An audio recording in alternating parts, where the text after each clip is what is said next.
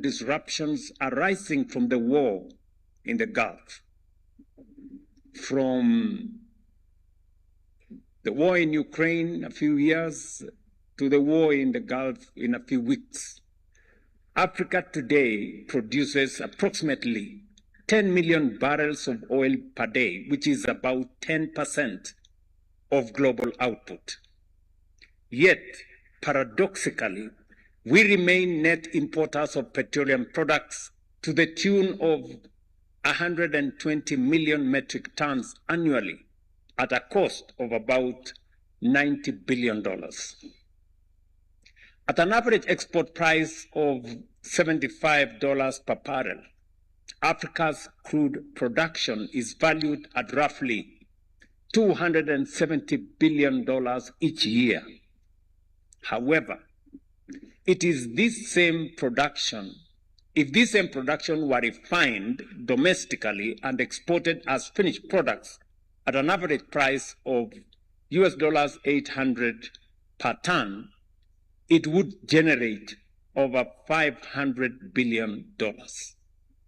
This represents foregone income of about $230 billion, which is nearly 7.5% of our GDP from just one resource. This does not even account for the additional gains from downstream industries such as plastics and fertilizers, which we currently import and which we could add another 2 to 3% of our GDP. Excellencies, what point am I trying to make? Africa's place in global trade is defined by a structural imbalance that requires our urgent attention. According to the UN Trade and Development, the continent continues to export predominantly raw materials, minerals, fuels, and agricultural commodities, while importing the very products manufactured from those same resources. In many of our economies, over 60% of exports remain commodity-based, while we import nearly 3 times more manufactured goods than we export. It should not surprise us, therefore, that manufacturing has stagnated at about 10% of GDP for the last 2 decades. As long as this pattern persists, our growth will remain constrained, our economies will remain vulnerable, and our full potential will be unrealized. The leaders of the 50s and 60 years ago may be excused. Our continent then had a population of only 350 million people, largely rural and with limited purchasing power. Today, with a population of 1.5 billion people and a middle class of between 300 and 350 million people, we have no such excuse. We cannot continue to export raw materials and importing finished products made from them. The conversation we will have over the next 2 days must therefore be truly definitive on the way forward in terms of manufacturing and value addition. In this room, we have political leaders, we have industrialists, captains of industry, financiers, everyone required to move this agenda from aspiration to implementation. That is why I propose 3 key action points. First, we must strengthen our political resolve to deepen regional integration. Our countries possesses complementary endowments, including natural resources in one country, energy resources in another country, and an optimal location for industrial processing in the next country. This must be connected through infrastructure, roads, rail, ports, and electricity grids, so that raw materials and intermediate goods can move freely across borders.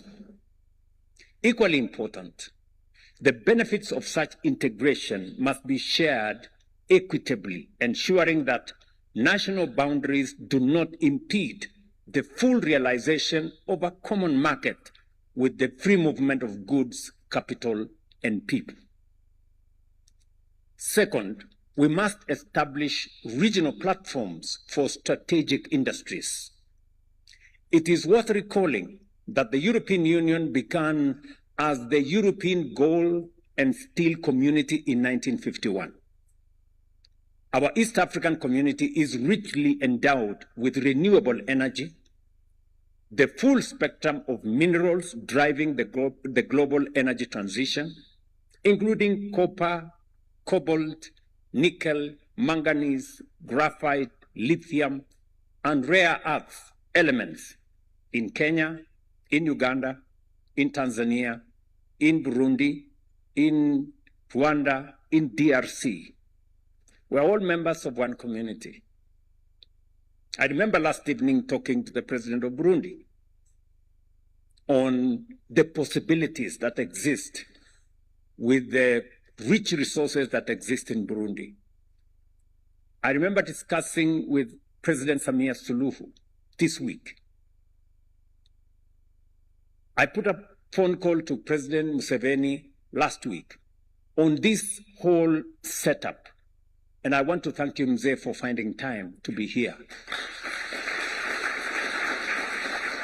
So that we can demonstrate leadership at the highest level to move this process forward. We must now move deliberately to pool these resources and position ourselves competitively in the global green manufacturing arena.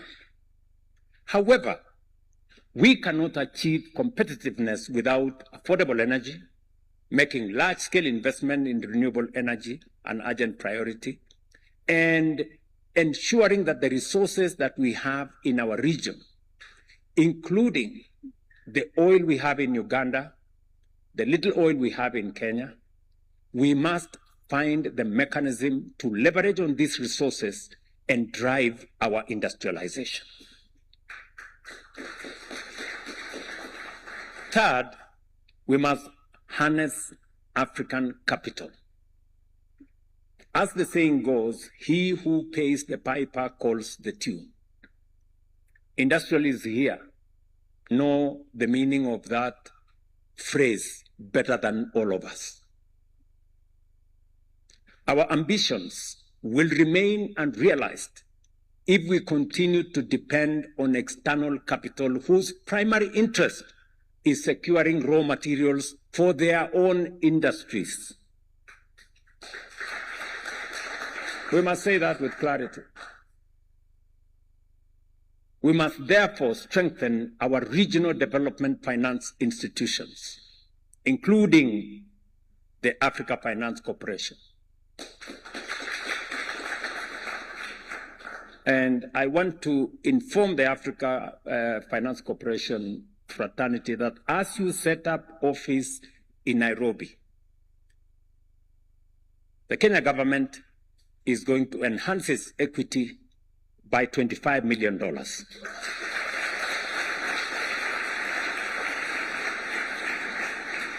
As a demonstration of the confidence we have in African financial institutions. I know the president of Afrexim Bank is here with us. When I came into office, we enhanced our equity in Afrexim Bank by $40 million. I know my friend Tadesse is here. We have already discussed how Kenya, being among the highest shareholders of TDB Bank, how we are going to enhance our equity and shareholding in Trade and Development Bank. And we are doing it intentionally and deliberately. because we know that they understand us better than anybody else. We do not have to explain ourselves in windy statements and languages. They understand us. They understand where we are. And they know us better than anybody else would. And I want to assure you that we will continue as leaders in this continent to build our own African financial institutions, give them the capacity. And I know we haven't done enough. You can count on us, we will do more. Until we develop the muscle for us to be able to drive our own industrialization and our own development. I say so with benefit of experience. And I will say this, why we must believe in ourselves. I want to say this with clarity. We must. If we are to make progress, it begins with us believing in ourselves. And this is a message I have been having a conversation with the people of Kenya. We must believe in ourselves. When I came into office, I will give you two examples, if you can indulge me. When I came into office, we had a serious fuel crisis in the country. There were queues in our petrol stations. The first lot of people to come to see me, even before I left my former office, were oil marketers. And they told me, Mr. President-elect, we are facing a stock out. We do not have dollars. We have a crisis. And it became my first assignment, maybe baptism by fire, on my first day in office. And we figured out with my team, how do we deal with this? And I remember reaching out to friends who, for this meeting I will not mention, good friends of mine who are running multinational banks, and telling them, oh, we need to do this.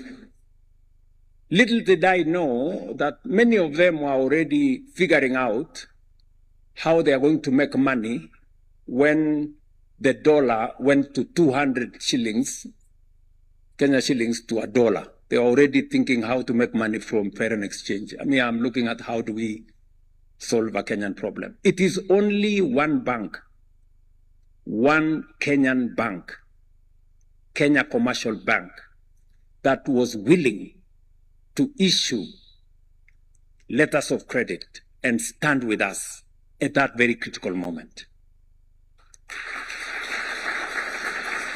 Do you know what happened? We not only solved that problem in a very permanent way. Today we have a G2G framework that many other countries have come to learn from us. Malawi have been here to learn from us. Burundi have been here to learn from us how we did it. So we solved the problem. But do you know what? Kenya Commercial Bank made tons of money in the process. Their share price went from 17 shillings to now 74 shillings.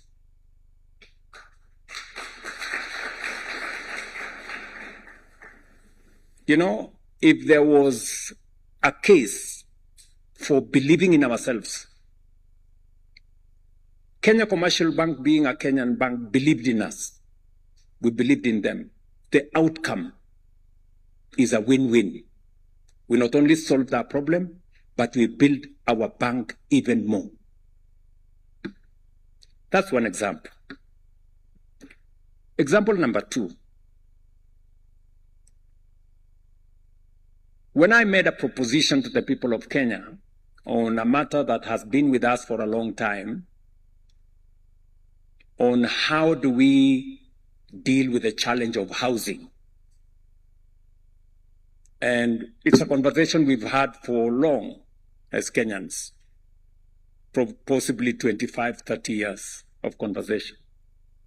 And I did make a proposition to the people of Kenya that it was necessary for us to do this using our own resources, mobilizing domestic capital for us to be able to undertake our housing program. There was a big debate, but today we have done what we couldn't do with money borrowed from this place and that place, talking to this guy and the other guy and one bank and another one. Using our own domestic resources, today we are building, concluding some of them, 240,000 housing units with a pipeline of 700,000 housing units. We are building hostels for 180,000 students in our universities and Tibet, and we are building 600 modern markets around Kenya with our own resources. Using a housing fund derived from a housing levy, we have signed contracts for $4 billion. $4 billion. Not a single shilling borrowed from anybody. Domestic resources, built by Kenyans, raised from Kenya. Believing in ourselves. I make this case firmly that the challenges we face, the aspirations we have for the future, we have the solutions within us. And that's why I'm very happy that we have in our midst not just Africa Finance Corporation, we have the leadership of Afri-Exim Bank. We have the leadership of Shelter Afrique. We have the leadership of ADB. We have the leadership of Trade and Development Bank. These are institutions that we must mark for the future, and we must invest in them and work with them. Look, Nigeria has been a producer of oil for all the years that we know. Yet, when you went to Nigeria, there were queues of people looking for fuel in petrol stations for a long time, until one African stepped forward and built a refinery. Aliko Dangote here.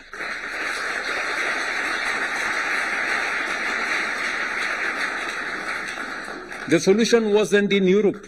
It wasn't in Asia. The solution was in Nigeria. For a problem that disturbed Nigeria for years.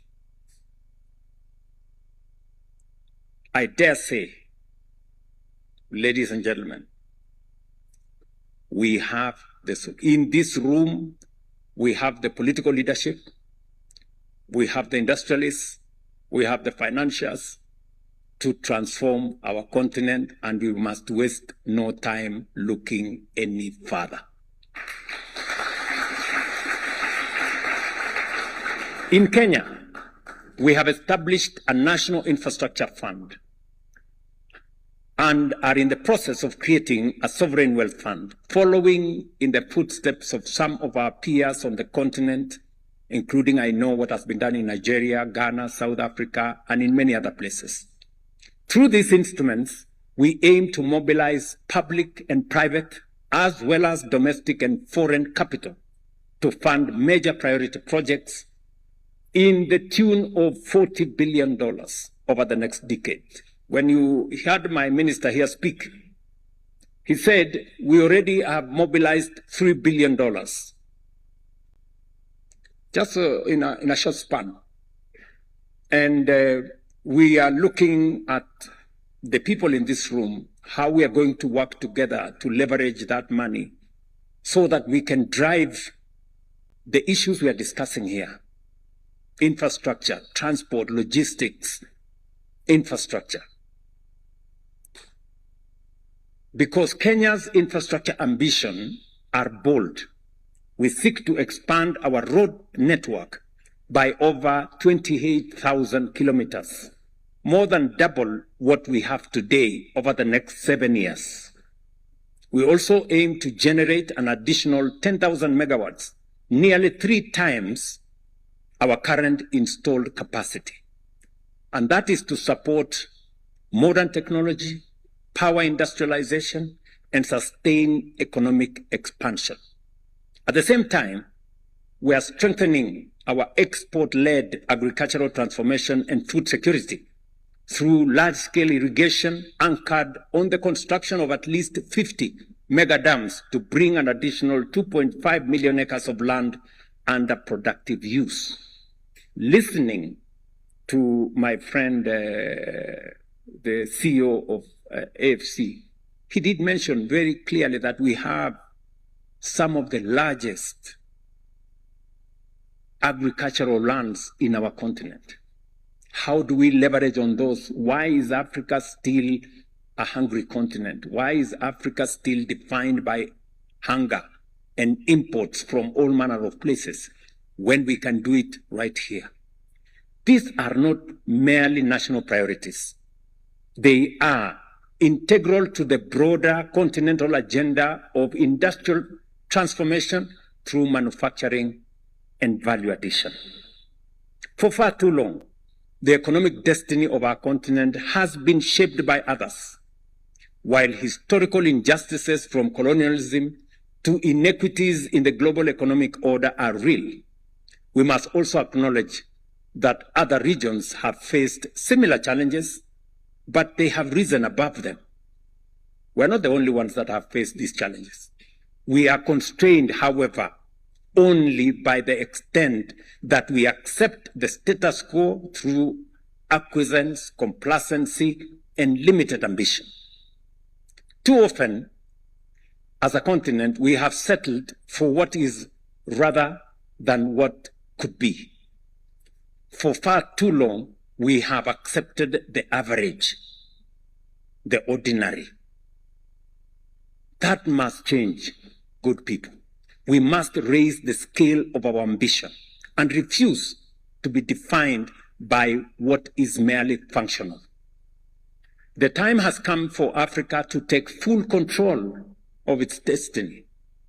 Many of the nations we admire today, from Singapore to South Korea and even Japan, once stood where we stand today, constrained and uncertain of their place in the world. But they made choices that made the difference. Through disciplined leadership, bold policy, and unrelenting commitment to progress, they rewrote their future.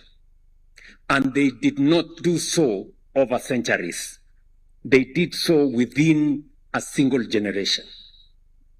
In just 3 to 4 decades, they moved from fragility to strength, from limitation to global competitiveness. That is the lesson before us, good people. Transformation is neither accidental nor a miracle. It is deliberate, it is intentional, and it is entirely within reach if we have the resolve to pursue it, to reach higher, and to reject the average. This is our assignment as the current generation of Africans, leaders, business people, entrepreneurs. This is our assignment. And this is the job that we must do without equivocation, without wavering, and without hesitation. It is now, ladies and gentlemen, or never. We must get it right. And I'm very happy that we are meeting at a time like this, when it is so obvious to us that we are paying very high prices because of a war in the middle of nowhere, which we have no control over, when we could as well have our own resources here. I want to thank President Museveni for refusing to accept easy choices. He had a choice. He had a choice to allow the oil in Uganda to go the way others would have wanted. But I remember having a conversation with President Museveni, and allow me, Mzee, to say this. When I visited him once, and I asked him, Mzee, what's going to happen about the oil reserves that you have, because it's taken time. And I remember Mzee telling me, look, young man, then I wasn't even president.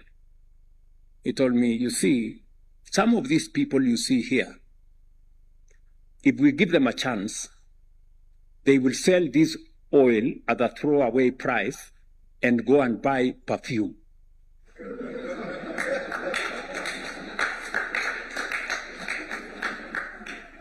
You know, those are his words, and they have never left my mind. You know, a case of people making shortcuts, easy decisions, you know, and in the process, sabotaging the destiny of a nation and a region.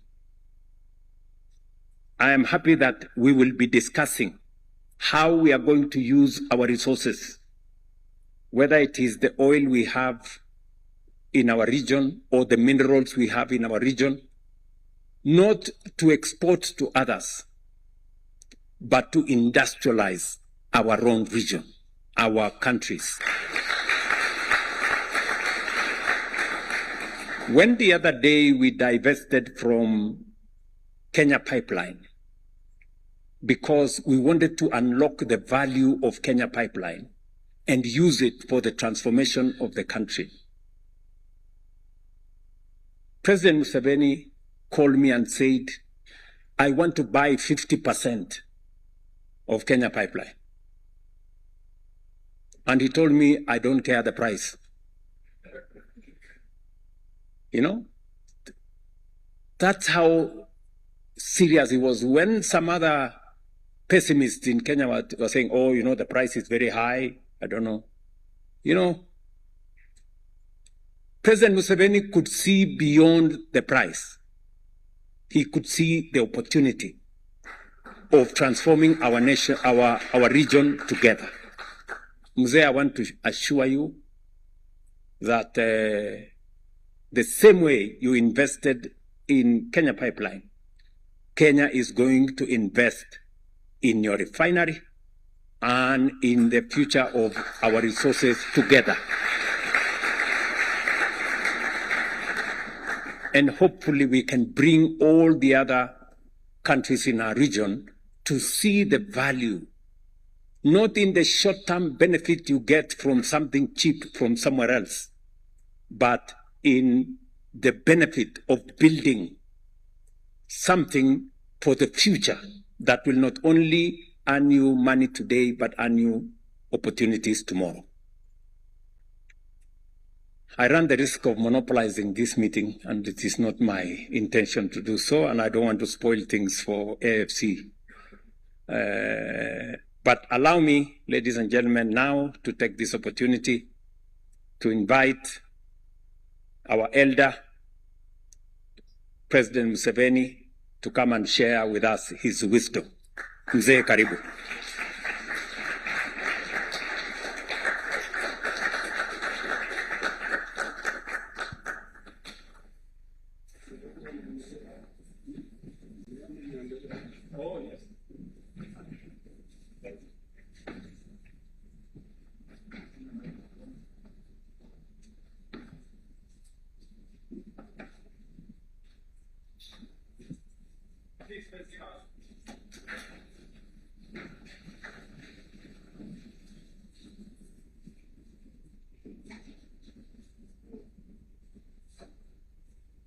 Hello, hello. You can hear me? Very good. His Excellency President Ruto, the leaders of the AFC, all the other distinguished persons who are here, ladies and gentlemen, I'm glad you have allowed me to speak when I'm seated here, because in doing my push-ups, I strained my back, and I really want to talk to you comfortably, not in a hurry.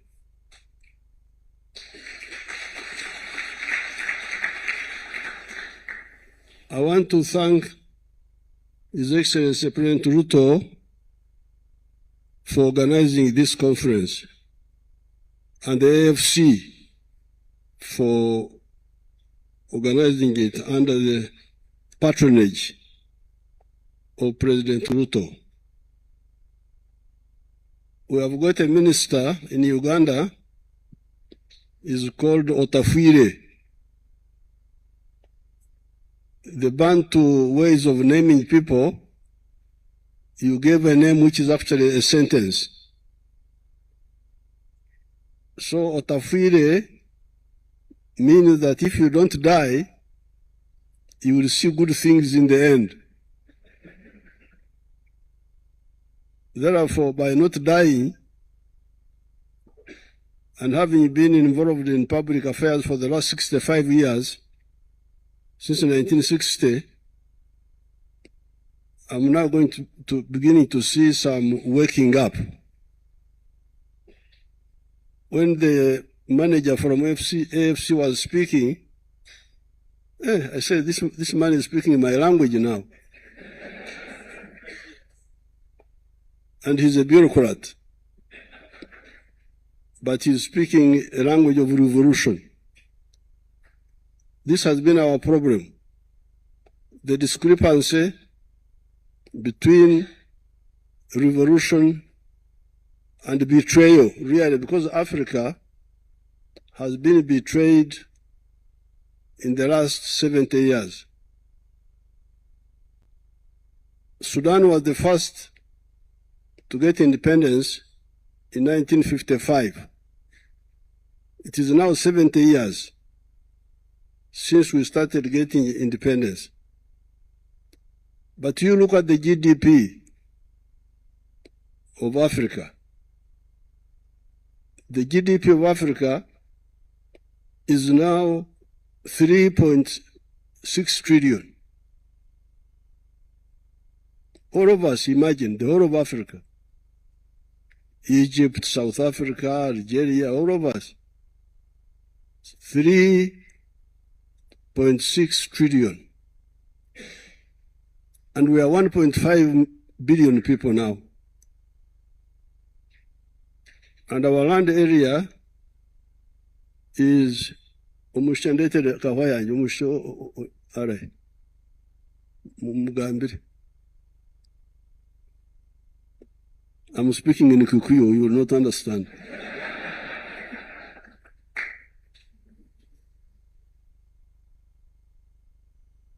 So, the land area of Africa is 4 times the size of the United States. And our population is now 5 times the population of the United States of America. But our GDP is 3.6 trillion, and GDP of the USA is 32 trillion. So, all of us together, in terms of wealth, are only 10% of the wealth of the United States. This is a big shame. Why should this be the case? There has been some talk that there was no other way in the past. I don't believe that. If you look at China, you people, you can go and get the figures. China was very, very poor, very underdeveloped when the communists took over. But they were able, because of discipline and clarity,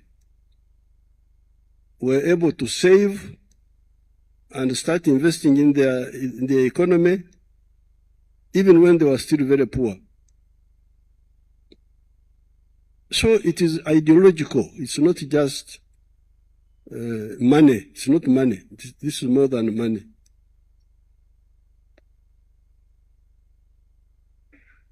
We had a conference here about 10 years ago, here in Nairobi, here, with the Prime Minister of Japan, who died, the one who died. We had a conference here. And in that conference, I made this written speech, which they would distribute to the delegations. And in this speech, I pointed out that, and I'm glad the speaker is here, His Excellency President Ruto, the person from the IFC, our commissioner, the man from the islands, the minister, who originally came from Uganda long, long ago.